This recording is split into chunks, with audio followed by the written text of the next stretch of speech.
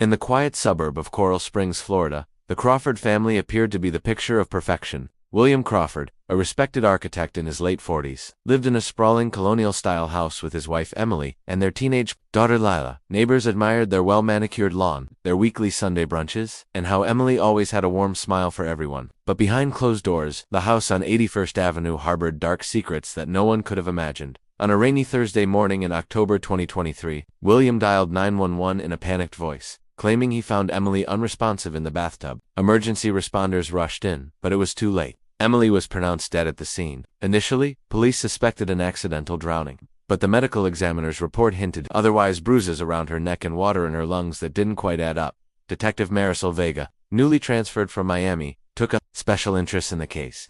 Something about William's story felt rehearsed to clean. As she began digging, small cracks began to appear in the Crawford family's polished exterior, and soon, those cracks would shatter wide open, revealing a web of lies, betrayal, and deadly conspiracies.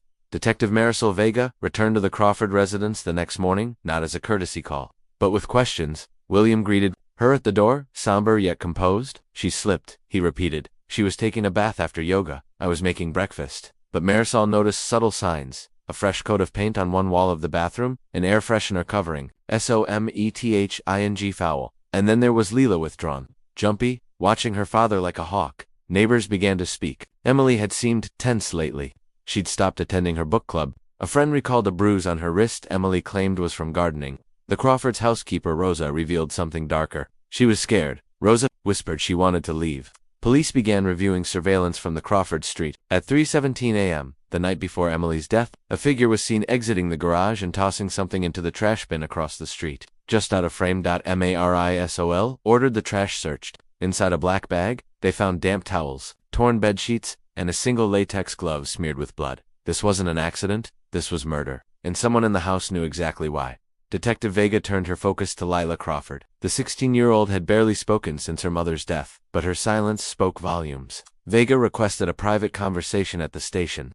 After some hesitation, Lila agreed. Behind closed doors, tears welled in Lila's eyes as she clutched her mother's locket. "I heard them arguing," she whispered. "The night before she died, Dad was yelling about money. Mom said she was going to expose something." Vega leaned in. "Expose what?" But Lila clammed up, retreating into silence. Back at the Crawford home, Vega found something in Emily's closet, a hidden notebook tucked beneath the floorboard. Inside were pages of handwritten notes, dates, and initials.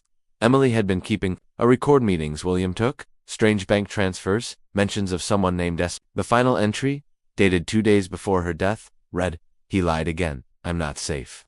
If anything happens to me, start with the foundation." What foundation? Vega dug into William's business. The Crawford Foundation, a nonprofit housing development firm, had recently received a $2.4 million grant money that had since vanished off the books. Emily had uncovered something big, and it might have cost her life. Detective Vega's search led her straight into the Crawford Foundation's financial records. On paper, it was a noble cause: affordable housing projects across Florida. But behind the spreadsheets, Vega uncovered a trail of forged invoices, ghost contractors, and offshore wire transfers. The missing $2.4 million hadn't just disappeared. It had been carefully laundered through shell companies linked to a name she hadn't expected: Stephen Whitlow, William Crawford's longtime business partner and best friend. Stephen was a slick real estate investor with deep political ties in Miami, a charming presence in public, but Vega's gut said otherwise. Emily had listed Españo multiple times in her notebook, often next to late-night meetings and unmarked files. Emily had discovered the fraud, and someone had decided she couldn't live to tell the story. When confronted, William denied knowledge of the missing funds. Stephen handled finances, he claimed, but Vega sensed deflection. Forensics from the latex glove and towels found in the trash bin came back partial DNA match to William Crawford, blood type. Emily's just. As Vega began building her case, the unexpected happened. Stephen Whitlow vanished, no trace, no goodbye. Just an abandoned car at the airport and one cryptic note left behind. It was never supposed to go this far. The disappearance of Stephen Whitlow sent shockwaves through Coral Springs. Media outlets buzzed with speculation. Had he fled? Was he murdered? Or was it all staged? Detective Vega obtained a warrant to search Whitlow's luxury condo. Inside it was spotless, eerily so. No clothes in the closet, fridge empty, drawers wiped down. But one thing remained: a silver USB drive hidden inside a hollowed-out copy of The Great Gatsby. Back at headquarters, Vega opened the drive. What she found changed everything. Inside were encrypted folders labeled Phase 1, Diversion, and Insurance. One file was a scanned document, a notarized agreement between William and Stephen outlining a property scam using federal disaster relief funds. Another folder contained audio recordings. In one, Emily's voice, "I'm done covering for you, Will. If you don't come clean, I will." That recording was dated 5 days before her death. The evidence now pointed to motive, means, and opportunity, but Vega needed proof of who silenced Emily. Then came a call from forensics. Blood spatter found behind the bathroom wall revealed high-velocity impact indicative of blunt force trauma, not a fall. Emily hadn't drowned, she had been killed, and her killer may have had helped out as the financial conspiracy unraveled. Vega started looking into William Crawford's personal life. Emily's journal mentioned someone cryptically, always written beside phrases like private messages and hotel receipts. It didn't take long to trace the name, Alyssa Kearns, a 32-year-old paralegal who worked part-time for the Crawford Foundation. Vega brought Alyssa in for questioning.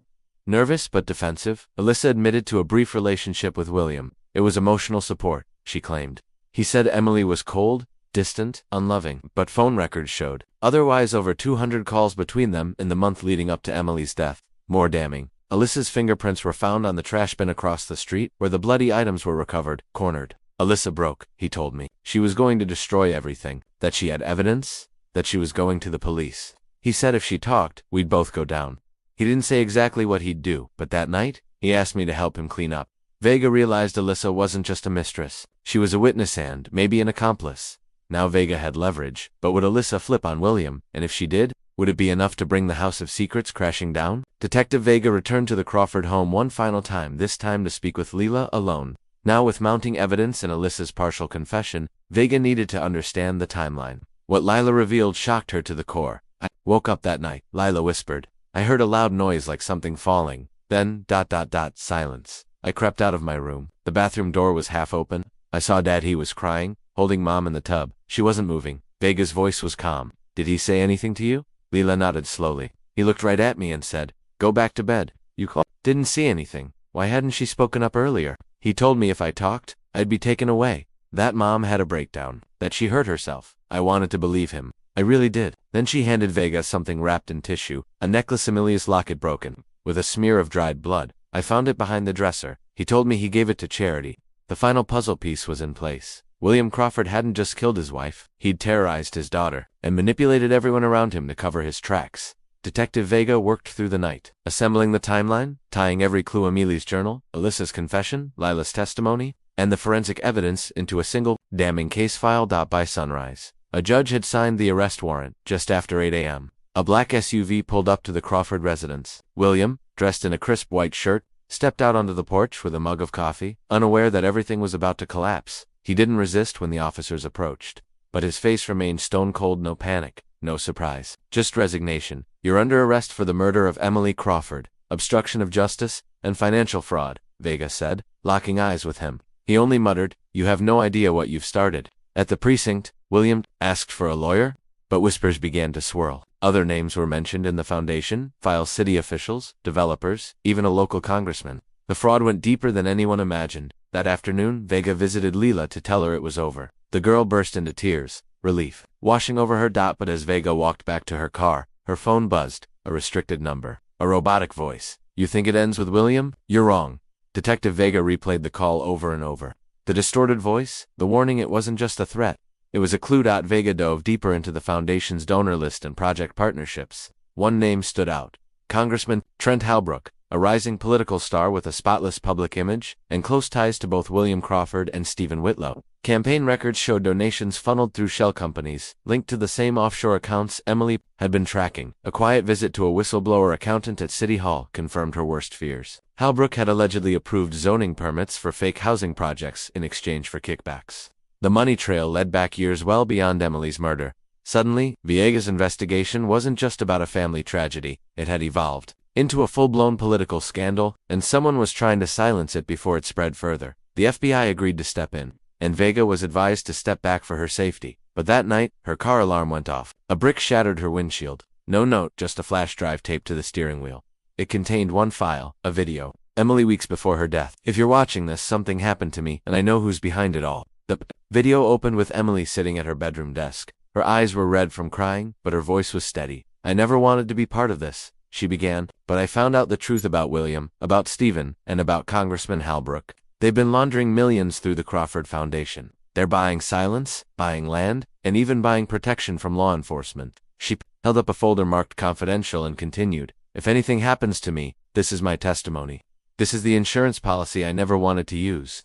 Detective Vega submitted the video to federal investigators. Within days, the FBI launched a multi-agency sting. Arrests followed like dominoes. Stephen Whitlow was found hiding in Belize, extradited, and charged. Congressman Halbrook was taken into federal custody under RICO charges.